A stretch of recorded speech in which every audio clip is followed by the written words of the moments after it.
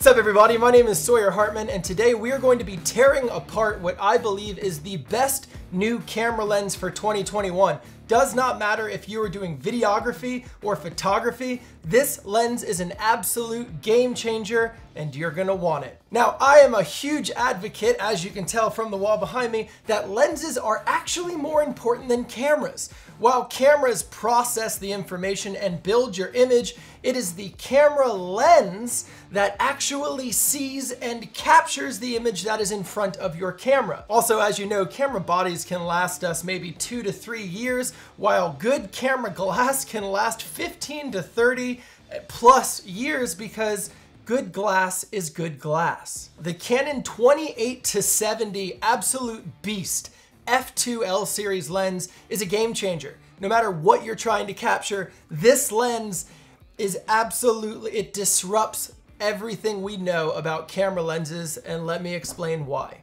Personally, as a filmmaker and photographer, I actually hate zoom lenses. I prefer prime lenses, or lenses that only have one focal length. And the reason for this is because prime lenses have a lower f-stop. They're also oftentimes a lot sharper than zoom lenses because they have fewer moving parts. Prime lenses are specifically made to capture a certain type of image, so it usually does it better than a lens that's meant to capture everything.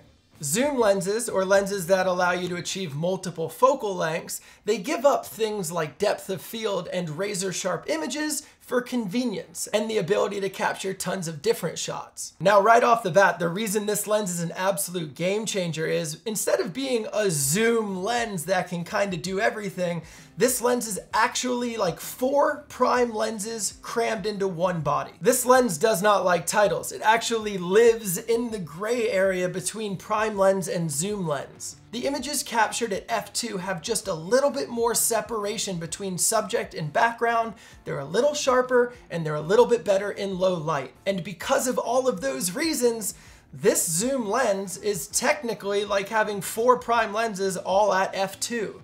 Instead of it being a 28-70 f2, the way I see this lens is a 24mm f2, a 35mm f2, a 50mm f2, and an 85mm f2, which to me is an entire backpack full of gear rolled up into one lens. Now, I know what you might be thinking. You said it's a 28-70, so why did you say it's like having a 24 or a 16mm prime? We'll get to that in a second. Because this lens is a constant f2, the depth of field you're able to capture from 28 all the way up to 70 is absolutely beautiful.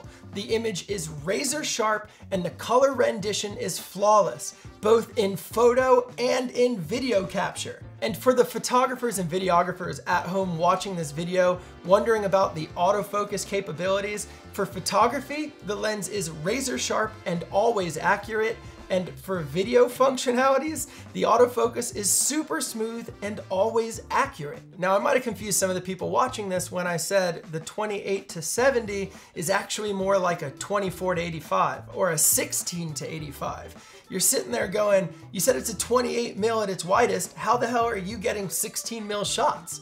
Photo stacking. Seriously, this technology blew my mind when I tried it yesterday. So this lens, 28mm at its widest, this is what a 28mm photo looks like of landscape, not wide enough, right? That's what everyone's at home thinking, oh shit, now I'm gonna need a 15-35 lens as well. Actually, you won't. All you do is take your camera, turn it sideways, and take 3 or 4 photos of your landscape. Hop into Photoshop, click this one automate button, and select your photos. It'll take like 10 seconds to render, but when you're done, you will have a flawless wide angle shot, wider than that of a 16mm lens, but in 4 times the megapixel count. Picture stitching is one of those things that people use on Instagram, and you never know how they're able to capture these wide images with so much detail. That's how you do it. Now, you don't need to carry around a 16mm unless you're vlogging. And on the other end of the focal length spectrum, I said this lens is kind of like an 85 prime, even though it only goes to 70. It's because the cameras we're shooting on now, guys, you can just crop in a little. The compression is similar, the focal length is similar, it's still razor sharp with great depth of field. You just crop in that extra 25%, and you've got an 85mm lens. But for a creator like myself, who keeps a camera with me at all times and is constantly challenged to try to create and capture tons of different images around me, a lens like the 28-70 f2 is an absolute godsend, and it's almost too good to be true. Speaking of too good to be true, there's a couple negatives about this lens, and I'll just tell you about them so I didn't just praise it.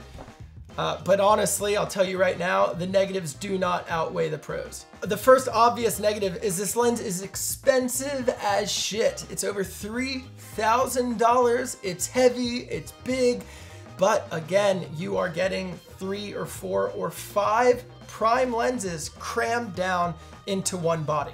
It's big and heavy. And by heavy, I mean this thing weighs more than your camera by about double. No matter what camera body you're shooting on, this thing is an absolute tank. It can be awkward to mount onto tripod mounts. It can be awkward to leave on a strap and just have flopping around in the world. But again, to me, it is all worth it. Having the weight and size in one lens is going to be better than me being required to carry a 70-pound backpack everywhere I go. And then the last negative that I could find for it is, because it's a 95mm piece of glass, it's extremely hard to find filters for. However, in time, I'm sure brands will start making filters for us. They'll just cost an arm and a leg, I'm sure. But to anyone who is still on the fence about purchasing a 28-70, let me just tell you what you want to hear. I will tell you no bullshit. The reason you need this lens is because you will never again miss a photograph or a real life moment because you are switching lenses. That is a real fact that a lot of filmmakers and photographers sleep on. If you have a gear bag full of all these lenses and stuff, and you're out there trying to capture real life moments, you're not gonna be quick enough.